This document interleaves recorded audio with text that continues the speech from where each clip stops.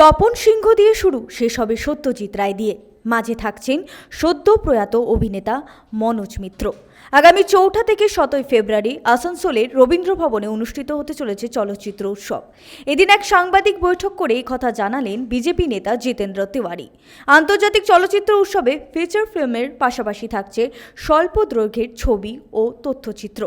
চলচ্চিত্র উৎসবে বিশিষ্ট অভিনেত্রী মমতা শঙ্করকে দেওয়া হবে লাইফ টাইম অ্যাচিভমেন্ট পুরস্কার। এই উৎসবে থাকছে তপন সিংহের গল্প হলেও সত্যি, সত্যজিৎ রায়ের হীরক রাজার দেশে ও অভিনেতা মনোজ মিত্রের বাঞ্ছারামের বাগান সহ অন্যান্য চলচ্চিত্র। পাশাপাশি ফেস্টিভ্যালে ডিরেক্টর হিসেবে থাকবে জাতীয় পুরস্কার প্রাপ্ত পরিচালক এবং প্রাক্তন সেন্সর বোর্ড সদস্য শিলা Dutta. 4th February to 7th February আসানসোলে আমরা আসানসোল সাংস্কৃতিক উৎসব করতে চলেছি। এর দুটো পার্ট আছে, একদিকে নৃত্য, গান, আবৃত্তি, অঙ্কন প্রতিযোগিতা এসব চলবে।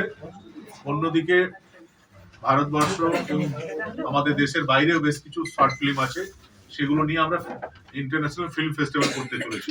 ইতিমধ্যে আমরা সিদ্ধান্ত নিয়েছি যে আমাদের এই সাংস্কৃতিক উৎসব আসানসোলের রবীন্দ্র ভবনে হবে এবং এই ফিল্ম ফেস্টিভ্যালে মূলত আমরা পাসের মাধ্যমে এন্ট্রি অ্যালাউ করব।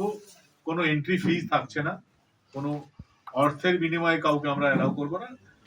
আসানসোল থেকে সঞ্জয় যাদব, 99 নিউজ বাংলা।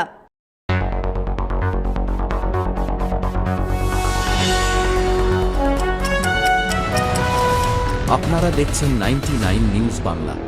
বদলাবো আমরা।